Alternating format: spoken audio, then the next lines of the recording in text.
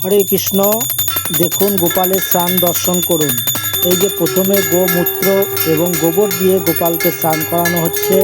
আপনারা দর্শন করুন এবং কমেন্টে জয় গোপাল জয় শ্রীকৃষ্ণ অবশ্যই লিখবেন। এবার দেখুন জল দিয়ে স্নান করানো হচ্ছে। আপনারা সবাই ভক্তি ভরে গোপালকে দর্শন করবেন এবং গোপালের স্নান দর্শন করবেন। জল দিয়ে স্নান করানো হচ্ছে এখন গোপালকে, আপনারা সবাই দর্শন করুন। এবার দেখুন আতর দিয়ে স্নান করানো হচ্ছে, অর্ঘ্য সেন্ট দিয়ে। এটি হচ্ছে অর্ঘ্য সেন্ট, এটি দিয়ে গোপালের স্নান করানো হচ্ছে।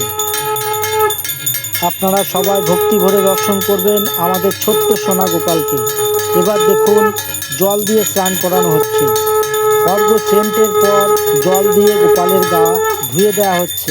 আপনারা ভক্তি ভরে দর্শন করবেন এবং কমেন্টে জয় গোপাল জয় শ্রীকৃষ্ণ লিখবেন। দেখুন জল দিয়ে গোপাল এখন স্নান করছে। আপনারা সবাই দর্শন করুন এবং কমেন্টে জয় শ্রীকৃষ্ণ অবশ্যই লিখে যাবেন। হরে কৃষ্ণ কৃষ্ণ কৃষ্ণ হরে হরে, হরে রাম রাম রাম হরে হরে। এই পুজোটি কিন্তু আমিই করছি। এবার দেখুন মধু দিয়ে স্নান করানো হবে। এই যে দেখুন মধু দিয়ে গোপাল এখন স্নান করছে। আপনারা দেখতে পাচ্ছেন গোপাল এখন মধু দিয়ে স্নান করছে।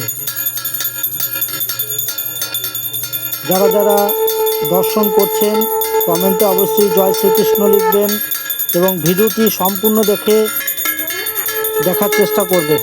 এবার দেখুন মধুর পর আবার জল দিয়ে গোপালকে স্নান করানো হচ্ছে।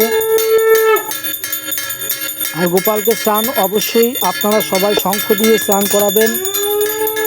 এবার দেখুন দই দিয়ে স্নান করানো হচ্ছে। গোপালকে এখন দই দিয়ে স্নান করানো হচ্ছে। গোপালের মুখটি ঢাকা পড়ে গেছে দই দিয়ে।